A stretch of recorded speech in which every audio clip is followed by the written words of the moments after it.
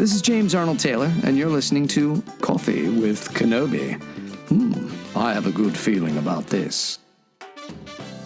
Joining me today for a beverage of his choosing. At this point, he gets to decide whatever he wants to drink.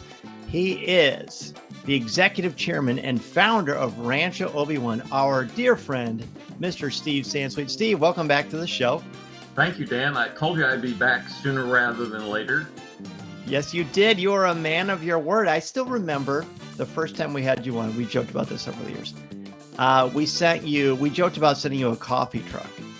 And then we sent you guys the Starbucks, didn't we? Yes, Starbucks card.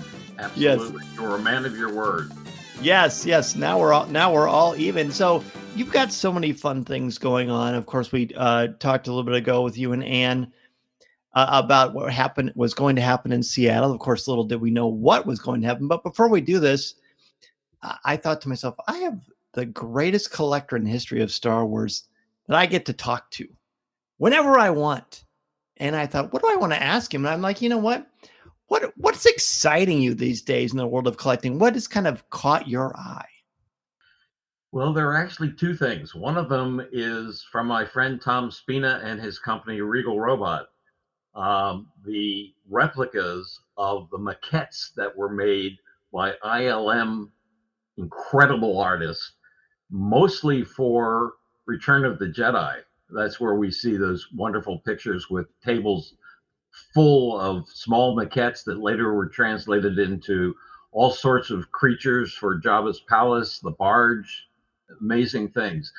And they have been 3D scanning from the archive, from the Lucasfilm archives, and making replica maquettes, which are really exciting me.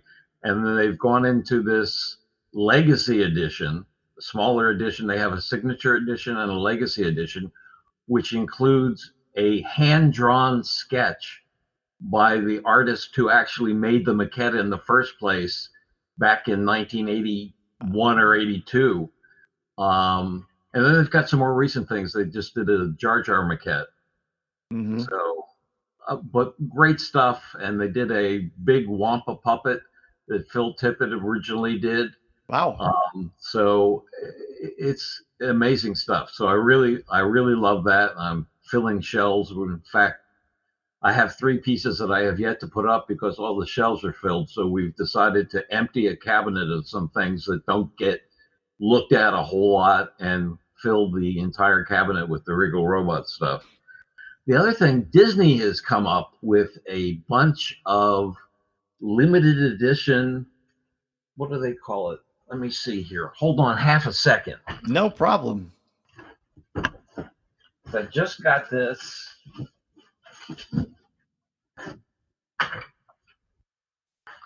Oh, wow. The Galactic Archives. Wow. So they've been doing some really clever things.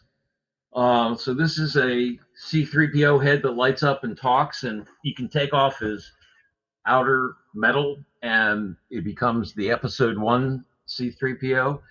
And they did the Starspeeder 3000 that was introduced at the D23 and then sold out online. If you got to the website within half an hour of the website putting it up for sale, I was number 42,376 in line. So needless to say, I didn't get it there, but I splurged and bought one on eBay. Good. So it's an incredible large piece. It's almost 3 feet wide, and it has a mini LED screen that actually plays the ride from Star Tours, from the original Star Tours. So, and it lights up and there's sound. I mean, just going into those sorts of things. Obviously, these things are more expensive than an action figure, but they're willing to, they know they have a market out there, and they're willing to invest in these higher priced line items. And so that's what excites me right now. Well, I mean, that you're talking about incredible quality. Can you imagine, years and years ago, if we had known we're going to get a Star Speeder like that with the entire ride? I was lucky to see that at D23. Disney showed me kind of a preview of it. and I was blown away. I was blown away. The size, the scale. Those are excellent ones. Now, selfishly, I want to talk to you about something that you and I texted back and forth about today, and that is Home Depot, of all things. They have a 7-foot animatronic Darth Vader that I don't know if it's James Earl Jones's voice or not. You could speak to that better than I could. Is it him? Yes. Oh, he has a candy cane lightsaber. It's 7 feet tall. It stands next to your Christmas tree. And I told somebody this, and they said, "That's everything that you love." I know. Wow. I mean, I'm blown away by it. Well, it's more than that. Actually, it not only has a candy cane lightsaber for Christmas and a Death Star ornament hanging off his hands, but you can also use it for Halloween when it comes with a Death Star jack-o'-lantern and a regular lightsaber that's not striped. So You're kidding. switch it out. So this is in line with what they did last year when they introduced a Yoda, the 3-foot tall Yoda, the size of Yoda in The Empire Strikes Back, with both Halloween and Christmas decorations. So you can, and a voice chip that really sounds like Frank Oz. I don't think it was, but people have done the voice for, I take it back. I'm not 100% sure it's James Earl Jones's voice. Mm-hmm. It sure sounds a lot like him, but they have got some amazing people that they use for the video games who do a great version of the voices of the original trilogy stars that we know so well. But very exciting piece from Home Depot, and they keep selling out, restocking, and they also have, as you know, a stormtrooper that's almost as tall and does the movements of the arms, and as a candy cane and blaster rifle. Yeah, great stuff. I love when they do the festive collaborations with Halloween, Christmas, the holiday stuff. I know some people weren't as keen on that, but I think it encapsulates what you and I fell in love with Star Wars about. It's just a lot of fun. Well, who knew that they would do Wookiee Life Day merchandise? Of all things, yes, that George Lucas hated and told me once many years ago, shows you how far back, that if he could go around the world and smash every bootleg VHS copy of the holiday special, he would personally. But now Disney has incorporated that, and they have action figures of Chewbacca in his Life Day robe, and they have ornaments and those orbs. The orbs. I mean, it's crazy, just crazy. And you know what? The only time I ever saw the holiday special was when it originally aired. So I don't remember it all. I remember the Vader thing. I remember seeing Harrison Ford at the end, but I don't remember it. And I know, of course, I've heard about it ad nauseum, but I just can't pull the plug on watching it. I'm afraid I'm going to be like traumatized. You probably will be. All right, let's talk about Seattle. You and Ann came on so kindly, donated some of your time to talk to me about the Museum of Pop Culture. Sounds like it was an overwhelming success, and it sounds like, by all accounts, even though I wasn't there, it was still fun. It was great fun. We missed you, Dan. Well, thank you. But it was a lot of fun. Everybody was there, said they enjoyed it. We had a photo booth. We had Star Wars guitars on display, augmenting the Pop Culture Museum's own display of music and instruments, and started out as a musical museum. And then Paul Allen, one of the co-founders of Microsoft, got very interested in science fiction and started buying props and costumes, and one thing led to another, and it expanded and became the MoPop, Museum of Popular Culture. So it was just a good place to have our first out of Petaluma, California fundraising event. And two of our directors live up in the Seattle area, Gus Lopez and Lisa Stevens and Vic Wirtz, who have amazing collections themselves. So what was the atmosphere like, the energy, the ambiance both before the announcement and after the announcement. That's the one thing I miss the most, is just feeling that energy. Well, we made the announcement of the Saga Museum after showing a 5-minute video, which is now on our website, ranchoobiwan.org, which explains how this came about and how we plan to merge 4 amazing collections and build a purpose-built museum somewhere in the United States. We have 8 cities on our list. But people were enjoying things. They were eating and drinking. And then the video played. And then all of us, including Duncan Jenkins, were on the stage. And we opened our Roosevelt shirts.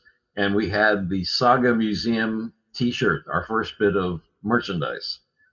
And this is a limited edition t-shirt. When we sell out, we'll be reprinting them, but without every saga has a beginning on the top. Oh, cool. I've heard that line somewhere before. I think we borrowed it, but I'm not quite sure. I don't remember where. Not sure. It'll come to us. So you did so that's a nice callback to you at San Diego Comic-Con, revealing the episode 3.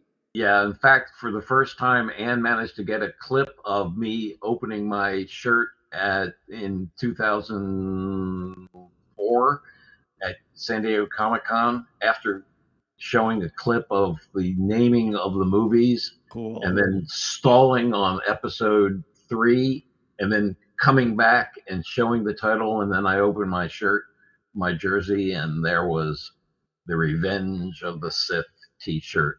I said, by the way, this is now available for sale at the Lucasfilm store booth at the Star Wars Pavilion. And people just scattered like the wind.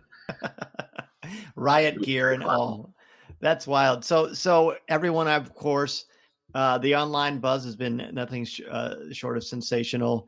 You must feel very elated, because obviously you're a fan, but this is very much your lifeblood. This is something you're so passionate about.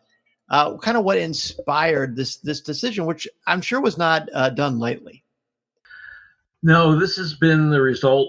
Getting to this point has been the result of 3.5 years of work, led by Ann Newman, who is the president and chief executive officer of Rancho Obi-Wan, and Gus Lopez, Lisa Stevens and Vic Wirtz, Duncan Jenkins, and 2 other directors, Rich Smolin and Michael Wistock.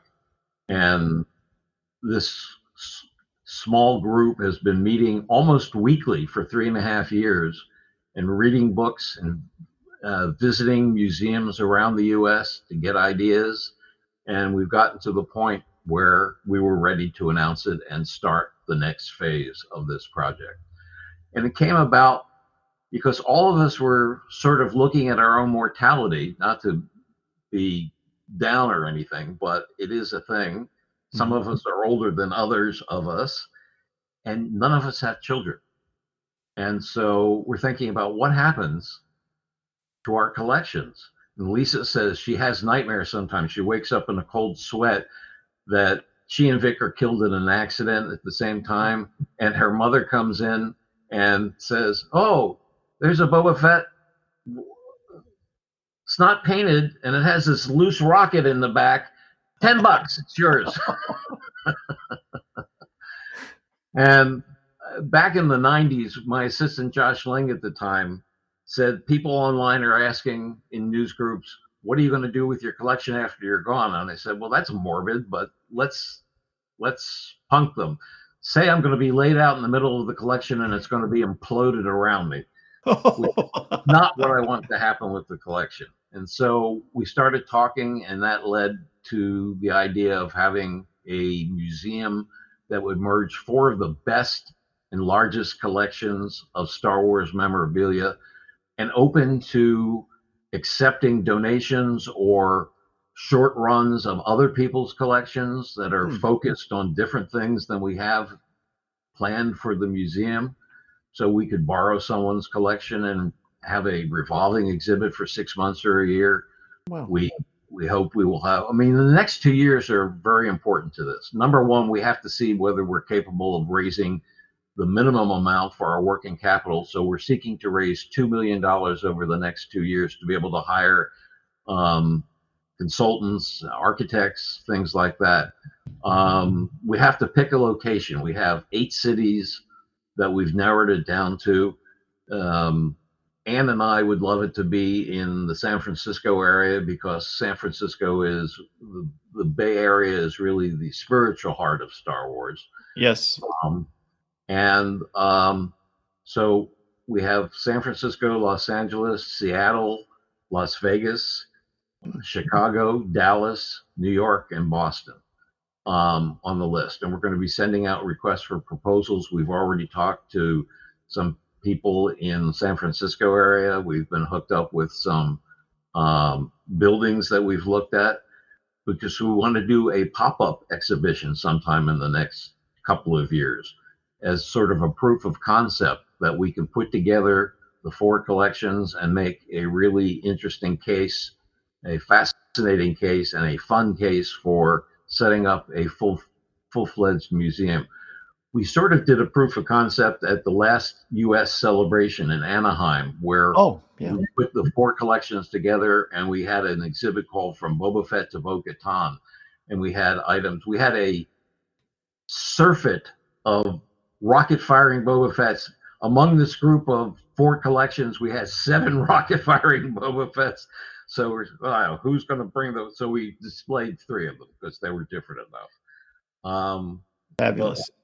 That was an amazing display, by the way. We, my friends and I were actually talking about that last week. It was great. It was really professionally put together. Ann did an amazing job. Vic did a lot of the writing on the show cards that we had displayed, and it was proof that we could work together without completely tearing each other's hair out.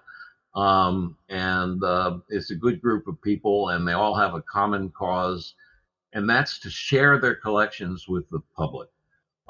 Rancho Obi-Wan, of course, is celebrating its 13th anniversary. We opened on October 28th. We got our nonprofit status on October 28th of 2011 and started doing tours the following week.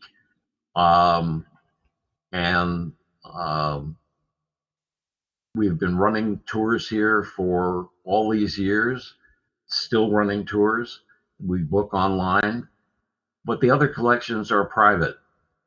They have people over, and we did extra ticket sales to see Gus's collection and Lisa and Vic's collection on the day before the fundraiser.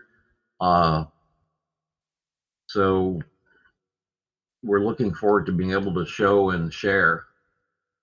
Oh, yes. Is there it's going to, I mean, of course I'm going to say Chicago because that's close to me, but I agree with you. San Francisco is the heart, and that's close to, Rancho Obi-Wan Alpha. I don't even know if that's a thing, but that, that's, to me, that's it. That is it. So is it even, do you have it, pie in the sky? Things work out beautifully. We raised the money.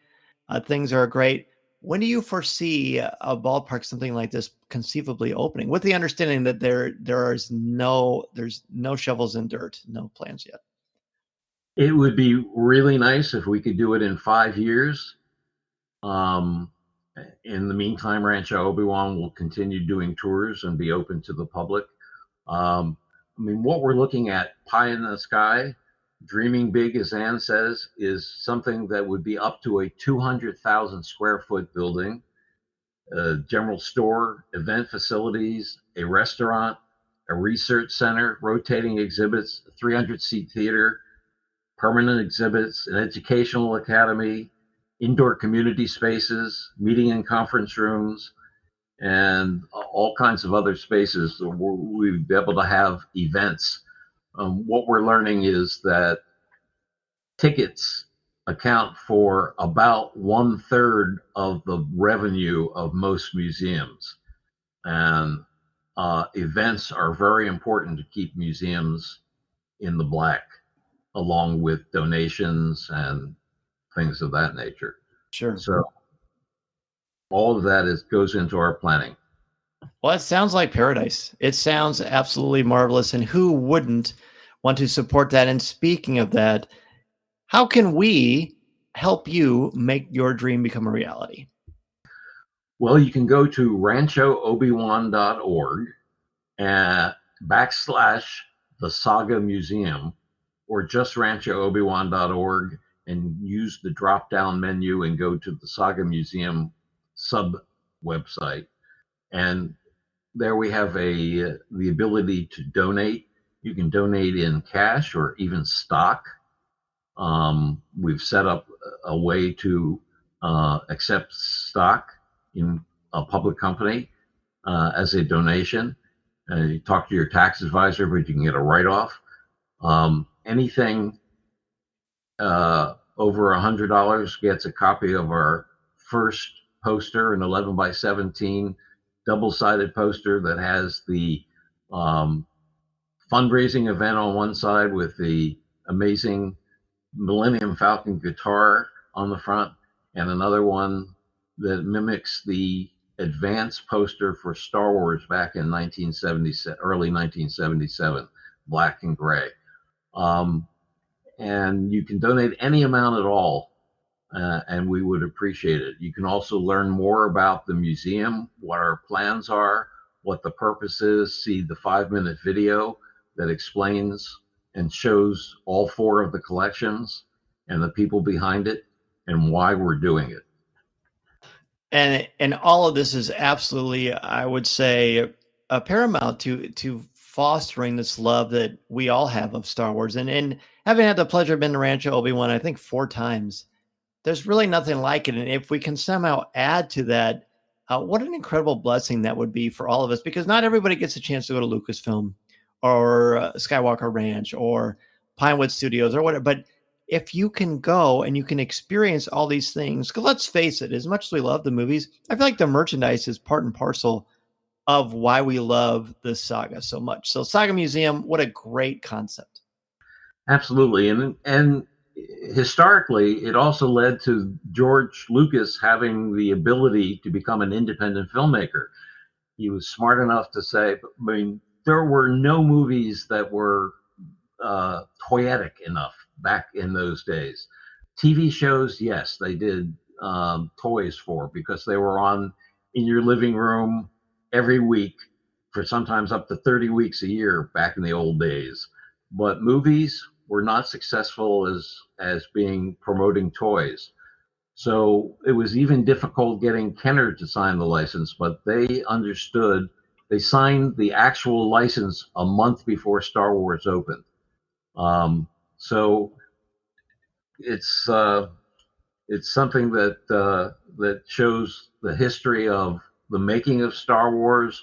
George accepting less money to become a director in order to get the rights to the sequels as well as the merchandising rights, which Fox said, he'll make $5 on that. And that funded the empire. Well, I don't know if I should use the word empire, but well, it's okay. You're among good company. Yeah, isn't that amazing? That story is fabulous. And when you talk about the action figures, I know at Rancho Obi-Wan, is that a custom, like those Fisher Price adventure heroes, but it looks like they're Star Wars versions of them? that is done by a friend of mine in the UK named Nick McCarthy, who's a customizer, and it's based on a photo in a French magazine ad of the prototype Star Wars figures. So they actually look like that, the handmade prototype figures, probably based on some of them, at least, on the Adventure People. Of course, the Adventure People didn't have a space line until the year after that. Well, that tracks. Like the Force lightsabers and all the bootleg lightsabers that came out before Hasbro's or Kenner's at the time. And I think the history of that is so fabulous, because not everyone realizes that Star Wars created the market. Star Wars changed the way movies were made, marketed, and experienced.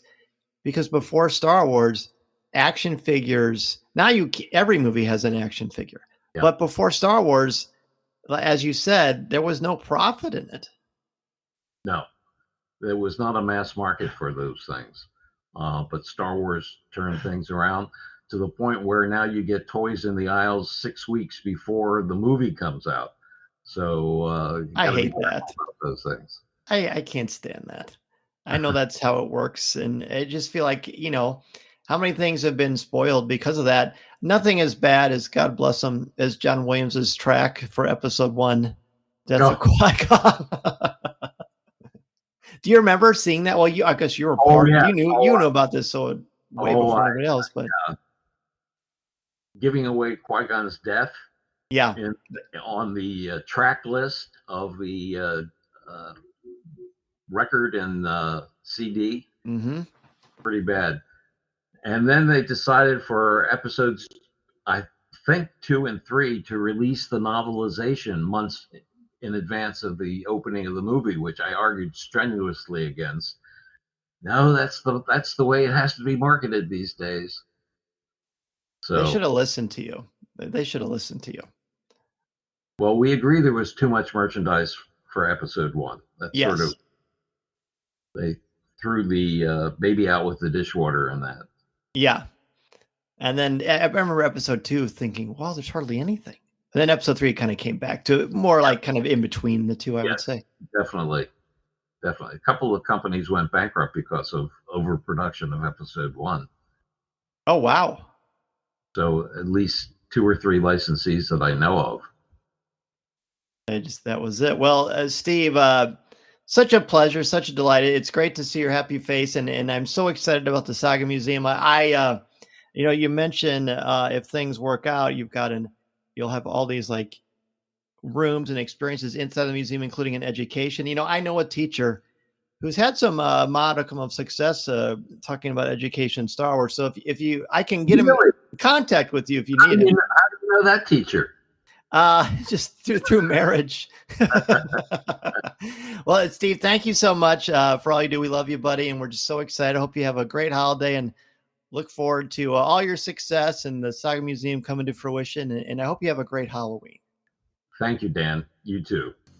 This podcast is not endorsed by the Walt Disney Company or Lucasfilm Limited. It is intended for entertainment and informational purposes only. The official Star Wars website can be found at www.starwars.com. Star Wars, all names, sounds, and any other Star Wars-related items are registered trademarks and/or copyrights of Disney and their respective trademark and copyright holders. All original content of this podcast is the intellectual property of Coffee with Kenobi unless otherwise indicated.